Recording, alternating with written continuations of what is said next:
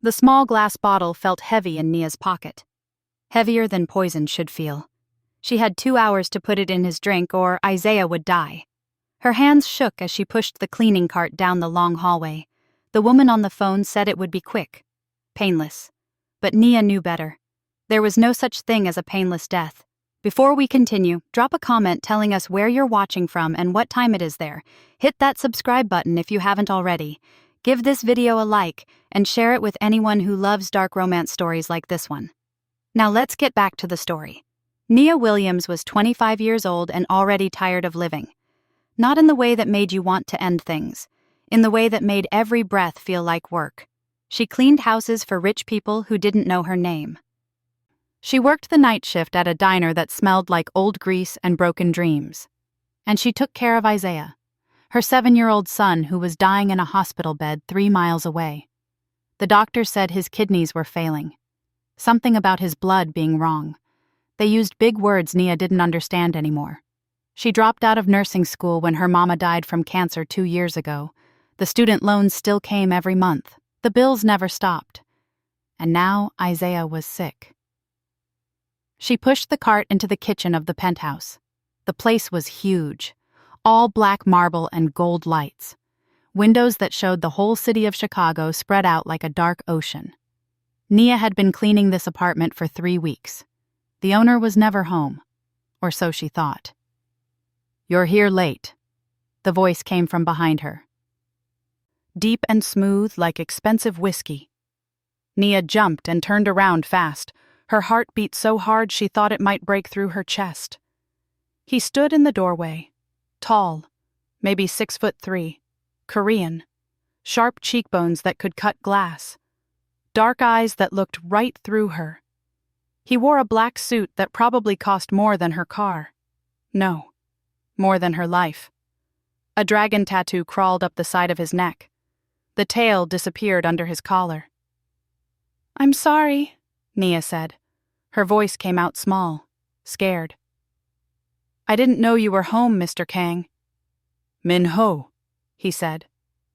He walked into the kitchen. Every step was smooth, like a cat, or something more dangerous. "You've been cleaning my home for weeks. You can use my name." Nia's hand went to her pocket. The bottle felt like it was burning through the fabric. She needed to do this. She needed to save Isaiah. But looking at this man made something twist in her stomach. Not fear. Something worse. Something that felt almost like interest. "I can come back tomorrow," she said. She started to turn away. "Stay." It wasn't a request. Nia stopped moving. She watched him walk to the cabinet and pull out a glass, then another one. He poured something dark into both glasses. The liquid looked thick, expensive. "Drink with me," Min Ho said. He held out one of the glasses. Nia stared at it. This was her chance. She could switch the glasses, put the poison in his drink while he wasn't looking. But her hands wouldn't move. Her feet felt stuck to the floor. "I don't drink while I work," Nia said. "You're not working right now." Min Ho stepped closer. He smelled like cedar and something sharp. Something that made her think of danger and dark rooms. "You're talking to me." He was close now. Too close. Nia could see a scar on his jaw, small and white. She could see the way his eyes looked at her, not through her, at her, like she was real, like she mattered. "Why are you here so late?" Min Ho asked. His voice got softer. "You usually come in the morning." "I needed the extra hours," Nia said. It wasn't a lie. She always needed extra hours. Extra money, extra time. "I have a son. He's sick." Something changed in Min Ho's face. Not pity, something harder. "How sick?" "Very sick." Nia felt her throat get tight. She couldn't cry. Not here, not in front of this man who probably didn't care about kids dying in hospital beds. "The doctors say he needs a lot of help. Help I can't pay for." Min Ho set his glass down on the counter. He moved so fast Nia didn't see it coming. His hand wrapped around her wrist. Not hard, not hurting, but firm. He pulled her hand out of her pocket. The small bottle came with it. Nia's blood went cold. "This is what they gave you," Min Ho said. He held up the bottle. The liquid inside looked almost black in the kitchen lights. Choi Sun-hee's people. They told you to poison me. I don't know what you're talking about. Nia tried to pull away. He held her wrist tighter. Don't lie to me. Min-ho's voice went flat, cold, the kind of cold that came before someone died. They showed you a picture of your son, told you he was poisoned, said they'd give you the cure if you killed me. Nia stopped breathing. How did he know? How could he possibly know? They're lying to you, Min-ho said. He let go of her wrist. He opened the bottle and poured the poison into the sink. It hissed when it hit the metal. Your son isn't poisoned. Not yet, but he will be if you don't listen to me. What? Nia's voice came out broken, scared. What are you saying? I'm saying I've been watching you for 3 months. Min-ho turned to face her.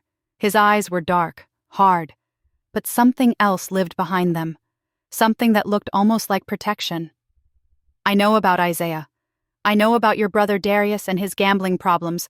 I know he sold you out to my grandmother for $45,000. The words hit Nia like bullets. Her brother. Darius sold her? No, that couldn't be right. Darius was family. Family didn't do that. You're lying, Nia said. I don't lie. Min-ho pulled out his phone. He pressed something and turned it toward her. A video played on the screen. Darius, her brother, sitting across from an older Korean woman in a restaurant. Money on the table between them. Darius was talking, giving information, giving her schedule, giving her address. Nia felt sick. Choi Sun-hee is my grandmother, Min-ho said. He put the phone away. She wants me dead. She wants to take over my territory. Your brother gave her the perfect weapon. You. Why are you telling me this? Nia's hands shook. Her whole body shook. Why not just kill me? Because I need you alive. Min-ho stepped closer again, so close she could feel heat coming off his body. I'm dying. A blood disorder my father gave me. Very rare. Very specific. I need a bone marrow donor.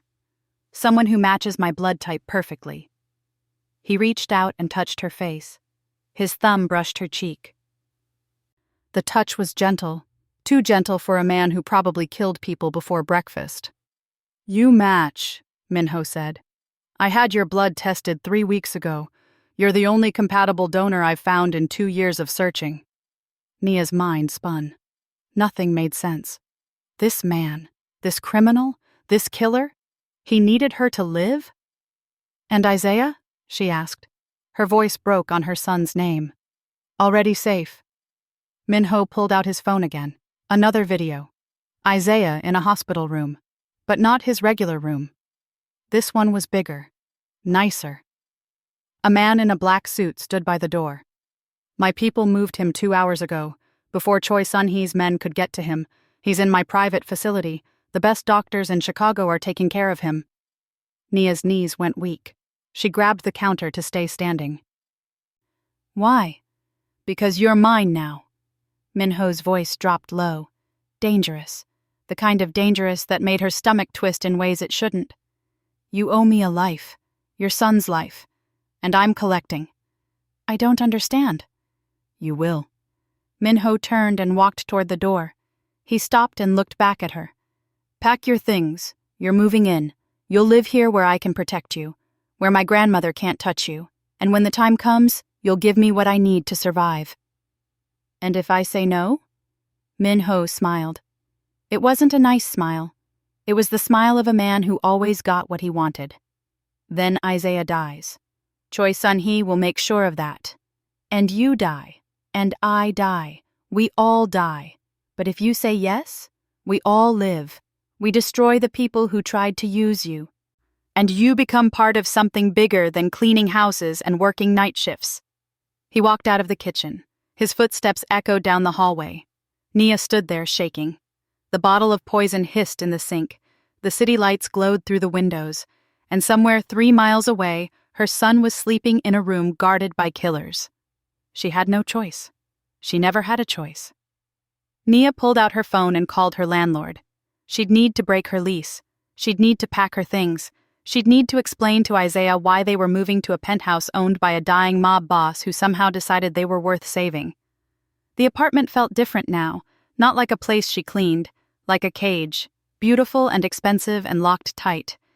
Minho said he was protecting her, but Nia knew better. Monsters didn't protect. They owned, they took, they consumed. But right now, she'd take the monster, because monsters were better than watching her son die. She picked up her cleaning supplies and walked toward the door. Her new life waited on the other side, a life of blood and danger and a man with a dragon tattoo who looked at her like she was something precious and breakable and completely his. Nia didn't know if that terrified her or thrilled her. Maybe it was both. Nia moved into the penthouse 3 days later. She brought 2 suitcases and a picture of her mama. That was all she owned. Everything else was debt and broken dreams. Minho gave her the entire east wing, 3 bedrooms, a bathroom bigger than her old apartment, windows that showed the sunrise over Lake Michigan. Isaiah came home on day 5. He looked better, stronger. The color came back to his face.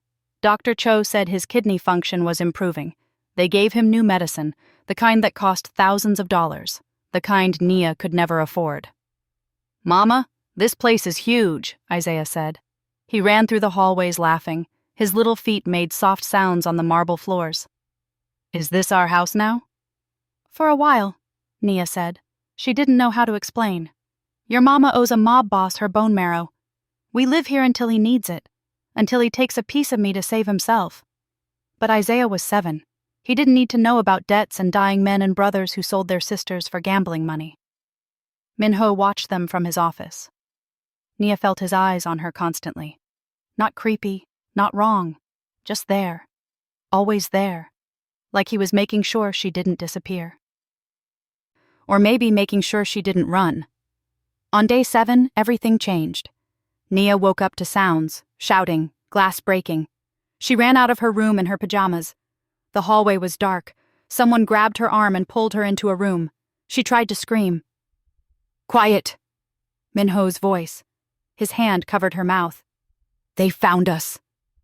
Nia's heart hammered. She could hear men in the apartment, speaking Korean, fast and angry. Guns clicked, safeties coming off. "Isaiah," Nia whispered against Minho's hand. Already safe, Jay took him out through the service exit. Minho pulled his hand away. He moved to the window. "But we need to go. Now." He grabbed her hand and pulled her through a door she'd never seen before, a hidden door in the wall. They ran down narrow stairs, emergency stairs, the kind only criminals knew about. Nia's bare feet slapped against cold concrete. Minho's grip on her hand was firm, steady. They came out in a parking garage. A black car waited. Jay sat in the driver's seat. His face was hard. Ready. "Go," Minho said. He pushed Nia toward the car. "What about you?" Nia asked. "I'll handle them." Minho pulled a gun from inside his jacket. The metal caught the garage lights. "Get in the car." "No." Nia didn't know why she said it. This man was a stranger, a criminal, but he saved Isaiah. He gave them a home. And now he was going to die fighting his own grandmother's men. "I'm not leaving you." Something flickered in Minho's eyes. Surprise, maybe respect. "You don't have a choice." "I'm tired of people telling me that." Minho stared at her for a long moment. Then he smiled. Not his cold smile, a real one. Small, but real. "Get in the car. I'll meet you at the safe house." He was lying. Nia could tell, but Jay already had her arm. He pulled her into the car. They drove away fast. Nia looked back through the rear window. Minho stood in the garage, alone, waiting for men who wanted to kill him. The safe house was a cabin 2 hours outside Chicago. Woods surrounded it, thick and dark. Jay brought Isaiah inside wrapped in a blanket. The boy was still sleeping. He didn't even wake up when Jay put him in bed. "Will he come back?" Nia asked. "Always does," Jay said. But his face said he wasn't sure this time. Minho showed up at dawn. Blood soaked through his shirt. His jacket was gone. A cut ran across his cheek. deep and red. He walked through the door and went straight to the bathroom. Nia heard water running. She followed him. Stupid. She should let him handle it. But her nursing school training kicked in. You didn't let people bleed when you could help. Min-ho stood at the sink, shirtless. The dragon tattoo covered his entire back. Black scales, red eyes, breathing fire down his spine. But Nia barely noticed. Her eyes went to the bullet graze on his side. Not deep, but bleeding steady. "Sit down," Nia said. "I'm fine." "Sit down," Nia used her mama's voice, the voice that made grown men listen. Min-ho raised one eyebrow, but he sat on the edge of the bathtub. Nia found the first aid kit under the sink. She cleaned the wound with antiseptic. Her hands were steady. Sure, this she knew how to do. Min-ho didn't flinch, didn't make a sound. He just watched her face while she worked. "You're good at this," he said. "I was in nursing school before my mama died." Nia pressed gauze to his side. "Before everything went wrong." "Tell me about wrong." Nia's hands paused. She didn't talk about this, not to anyone, but something about this moment made the words come out. "Mama got cancer. Aggressive. The bills started coming. I dropped out to take care of her, worked 3 jobs, it wasn't enough. She died anyway. Left me with $30,000 in medical debt and a son to raise." "And your brother?" "Darius was supposed to help." Nia's voice went hard. "He promised, but he couldn't stop gambling, couldn't stop losing. And when your grandmother offered him money, he gave her me." Min-ho caught her wrist, gentle. His thumb brushed over her pulse. "Family isn't blood, it's loyalty. Your brother chose money. I choose you." The words hit Nia somewhere deep, somewhere that hurt. "Why?" "Because you match." Min-ho pulled her closer. She stood between his knees now, close enough to feel heat from his skin. "Because you're strong, because you looked at poison and thought of your son before yourself, because you're exactly what I need." "A donor." "A partner." Min-ho's other hand came up to her face. His fingers traced her jaw. Slow, careful, like she might break. "I don't just need your bone marrow. I need someone I can trust. Someone who understands what it means to fight for family." "I'm not family." "Not yet." His dark eyes held hers. "But you will be." Nia should step back. Should run. This man was dangerous. He killed people. He controlled crime in 3 states. He was dying and wanted pieces of her body to survive. But his hands on her felt safe. Protective. And God help her, she didn't want to move. "I need to teach you something," Min-ho said. He stood up. Blood still seeped through the gauze, but he ignored it. "If you're going to survive in my world, you need to know how to protect yourself." He led her outside. The sun was just coming up, pink and orange through the trees. Jay stood by a table, guns laid out in neat rows, small ones, big ones, all black metal and cold purpose. "I don't know how to shoot," Nia said. "You will." Min-ho picked up a small pistol. He handed it to her. "This is a Glock 19. Simple, reliable, perfect for beginners." The gun felt wrong in Nia's hands. Too heavy, too real. But Min-ho moved behind her. His chest pressed against her back. His arms came around her. His hands covered hers on the gun. "Stand like this," he said. His voice was soft against her ear. "Feet apart. Knees bent, don't lock your elbows." Nia could barely focus. Her entire body was aware of him, his warmth, his strength, the way his breath moved against her neck. This was wrong. All of this was wrong, but it felt right in ways that scared her. "Look at the target," Min-ho said. His hands adjusted her grip. "Breathe, squeeze, don't pull." Nia squeezed the trigger. The gun kicked back. The bullet hit the tree trunk 10 feet away, not even close to the target. "Again," Min-ho said. They practiced for an hour. Min-ho never moved away, never let go. By the end, Nia could hit the target. Not perfect, but good enough. Good enough to maybe survive. "Why are you really doing this?" Nia asked. The sun was higher now, warm on her face. "You could take what you need, force me, but you're not." Minho turned her around. Blood had soaked through his shirt again. He needed stitches, but he ignored it. His hands framed her face. "I don't take," he said. "I claim. There's a difference. Taking is violence. Claiming is choice. You can choose to stay. Choose to help me. Choose to become part of this family. Or you can choose to leave. I'll make sure Isaiah gets the medical care he needs either way." "You'd let me go?" "No."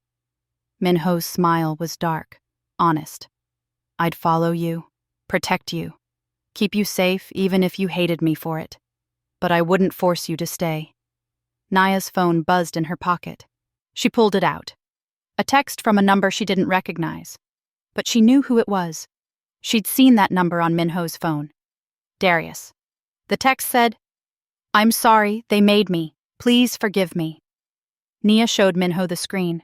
His face went cold. The kind of cold that came before people died. "He's trying to cover his tracks," Minho said. "My grandmother probably told him to reach out, make you trust him again, so they can use you." "What do I do?" "You text him back. Tell him you forgive him. Tell him to meet you." Minho took her phone. His thumbs moved fast across the screen. "And then we set a trap." 3 days later, Darius met Naya at a diner on the south side. The same diner where she used to work night shifts. He looked terrible. Thin, scared. His hands shook when he hugged her.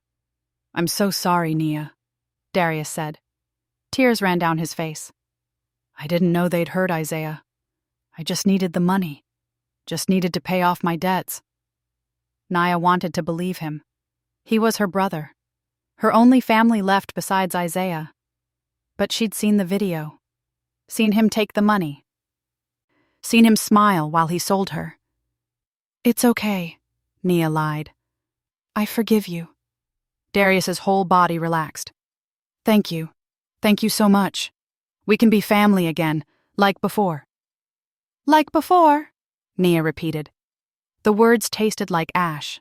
They talked for an hour. Darius asked about Isaiah, asked where they were staying. Nia gave him the address Minho told her to give. A fake address. A trap. When Darius left, Nia stayed at the table.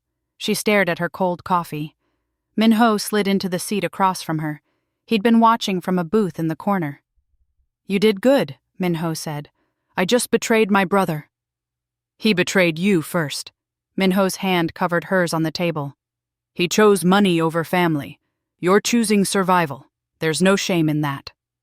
That night, Choi Sun-hee's men raided the fake address. Police were waiting. Minho made sure of it. Anonymous tip. Evidence planted.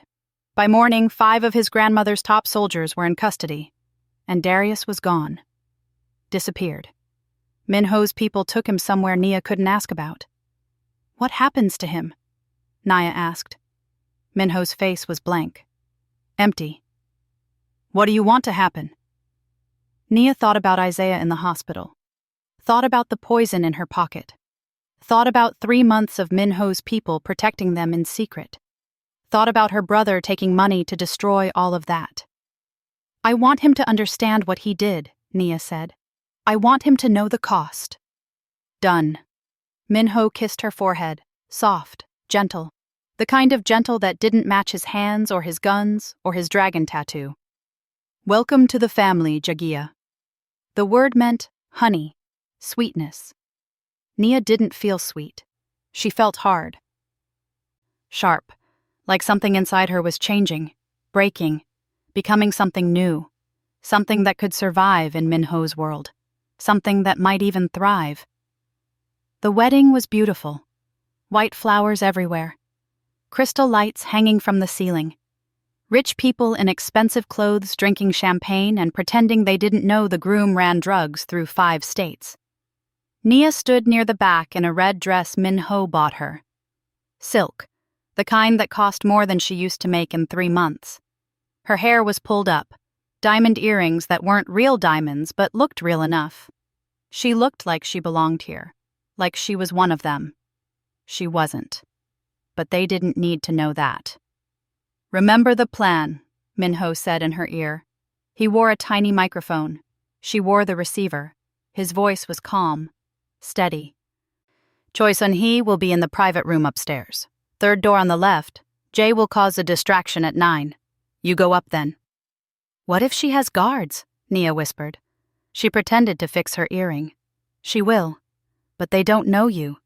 They think you're still just a maid who ran away. Min-ho paused. Be smart. Be careful. And Nia? If something goes wrong, run. Don't try to be a hero. Heroes die, Nia said. Something Min-ho taught her. Survivors win. Good girl. The words made her stomach twist. Not in a bad way. In a way that made her want to finish this. Win this.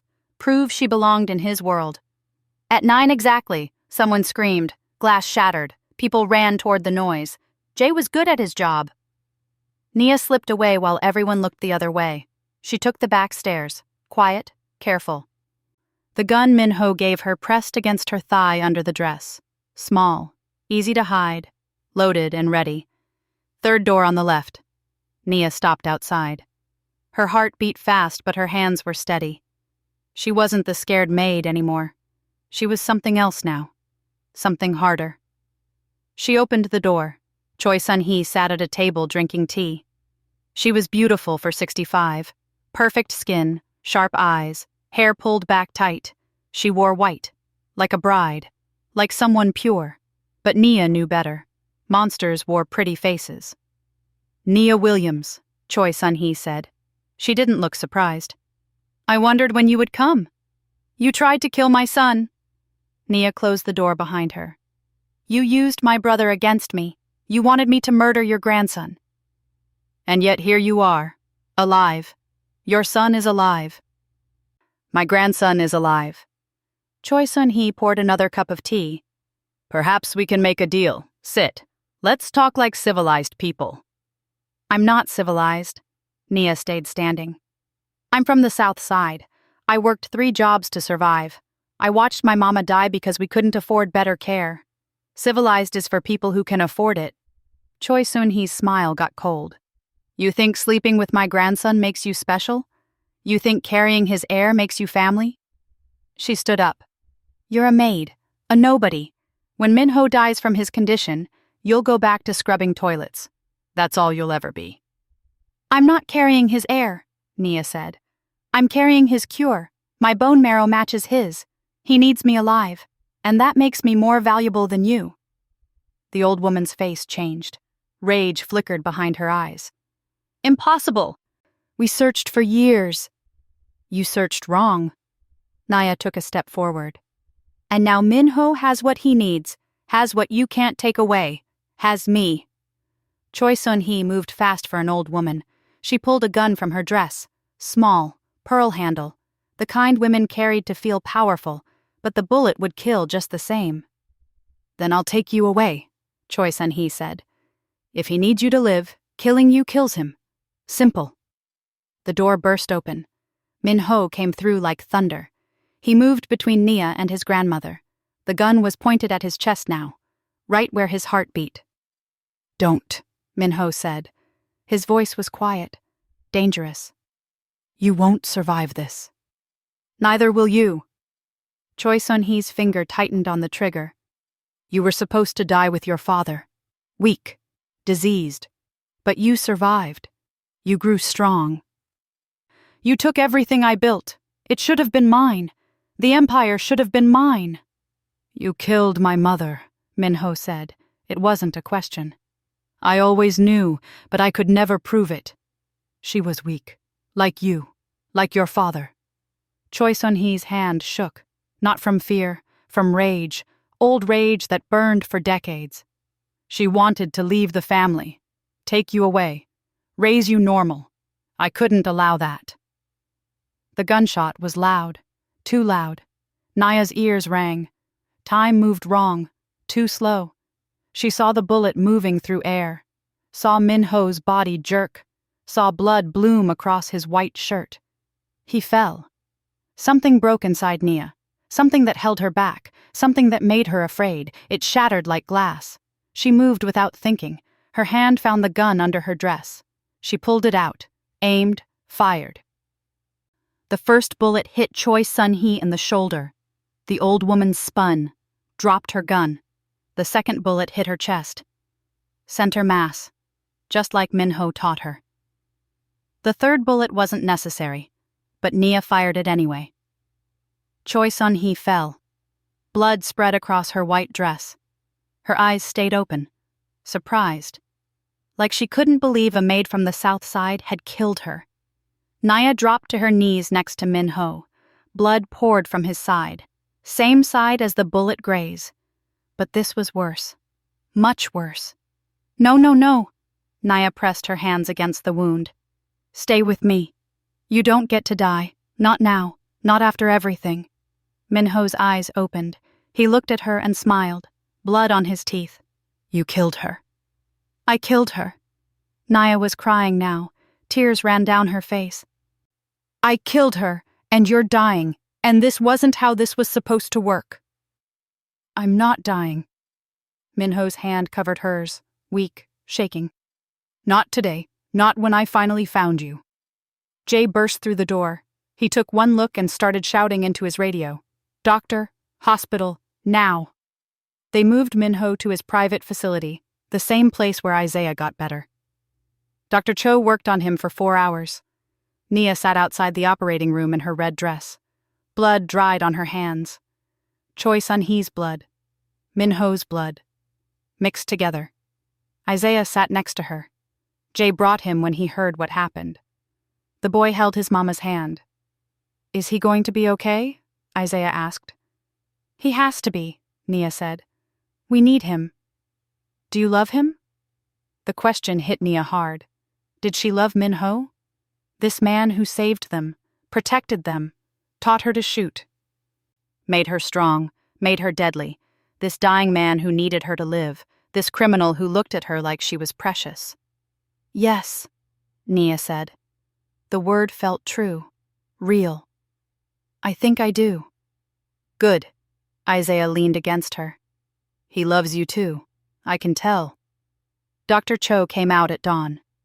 He's stable. The surgery went well. He'll recover. Nia's legs gave out. She sat down hard. All the fear and rage and terror poured out. She cried, really cried, the kind of crying she hadn't let herself do since her mama died. 3 days later, Minho woke up. Nia sat by his bed. She hadn't left. Hadn't slept. Just watched him breathe, making sure his chest kept moving. Hey, Minho said. His voice was rough, weak, but alive. Hey yourself. Nia took his hand.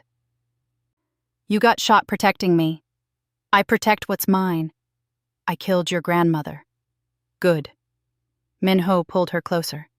She deserved worse. What happens now? Nia asked. The empire, the territory, the family. What happens? Now? Minho touched her face, gentle, always gentle with her. Now you take your place. The men respect strength. You killed Choi Sun-hee, saved my life. You're not just my donor anymore. You're my partner, my equal, my queen. I'm nobody from the South Side. You're Nia Williams, mother, fighter, killer, mine. Minho pulled her down. His lips touched hers, soft, careful, full of promise. Marry me, stand beside me, rule this empire with me, be my family. Nia pulled back, looked at his face. This man who saw her when she was invisible, who saved Isaiah, who made her strong, who got shot because he stepped between her and a bullet. Yes, she said. The word felt like power, like claiming something that was always meant to be hers. 2 months later, Nia gave Minho the bone marrow he needed. The surgery went perfect. His body accepted the transplant. The doctor said he'd live. Normal life, long life. They got married on a Tuesday. No big wedding, just them. Isaiah, Jay, Dr. Cho. And a judge who didn't ask questions. Nia wore white. Minho wore black. Isaiah was the ring bearer. That night, Minho called a meeting. All his people, soldiers, captains, moneymen, they gathered in a warehouse by the river. Hundreds of them. Watching. Waiting. Minho stood at the front, Nia beside him. He took her hand and raised it high. "This is my wife," Minho said. His voice carried through the space. Strong. Sure. "She saved my life. She killed my enemy. She stands beside me. You follow her like you follow me. You protect her like you protect me. She is family. She is power. She is queen." The men stared. Some looked angry. Some looked confused. Then Jay started clapping. Slow, steady. Others joined. Soon the whole warehouse echoed with applause. Naya looked at Minho. He smiled at her. Not his cold smile. His real one. The one he saved just for her. She was nobody from the South Side. A maid. A single mother. A girl with broken dreams and medical debt. But now? Now she was something else. Something powerful. Something that could survive anything. She was Kang Nia, queen of the Chicago underworld. Mother. Wife. Survivor. And she was home. Thank you for watching until the end. Tell us in the comments, where are you watching from and what time is it? If this story made you feel something, hit that like button. Subscribe if you want more dark romance stories.